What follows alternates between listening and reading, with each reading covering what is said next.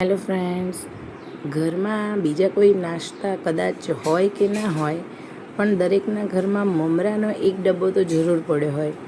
કારણ કે સંકટ સમયની સાંકળ જેવા છે આપણા મમરા, કે ગમે ત્યારે ઈચ્છા પડે ત્યારે ફાકડો મારી લેવાય અને મજા આવે.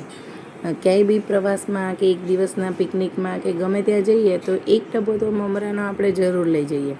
તો આજે બનાવીએ આપણે લસણિયા મમરા. બહુ જ સહેલા અને સરળ છે અને બધાને ભાવશે.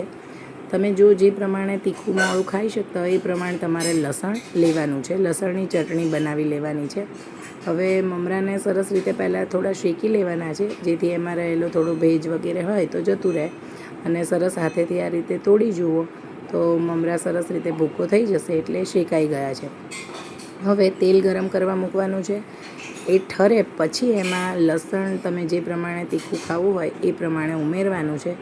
એમાં કાશ્મીરી લાલ મરચું, બુરું ખાંડ, હિંગ અને સહેજ હળદર ઉમેરી અને મિક્સ કરી સેવ મમરામાં ઉમેરતા જાઓ અને હાથેથી સરસ રીતે મિક્સ કરો.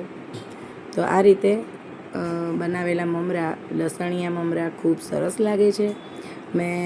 અમે જે પ્રમાણે તીખું ખાઈએ છીએ એ પ્રમાણે લસણ લીધું છે, પણ છતાં પણ લસણનો સ્વાદ તો આવશે જ. તમે ઓછું વધુ જે પણ લસણ લેશો, થોડી હિંગ નાખવાની છે જેથી એનો સ્વાદ પણ સરસ લાગે. અને આ મમરાને એક સરસ એરટાઈટ ડબ્બામાં ભરી લેવાના છે. પણ 2 થી 3 દિવસમાં ડબ્બો જરૂર ખાલી થઈ જશે. તો એકવાર લસણિયા મમરા બનાવો, કેવા લાગે એ મને કમેન્ટ કરો. અને વરસાદની મોસમમાં રોજ કંઈક ચટપટું ખાવાનું મન થાય ત્યારે આવા લસણિયા મમરાનો ડબ્બો ભરેલો હોય તો બસ બીજું શું જોઈએ. સરસ મજાનું મૂવી, એક કપ ચા અથવા કોફી અને મમરા. તો બનાવો. મારી ચેનલને લાઈક, શેર અને સબસ્ક્રાઈબ કરો.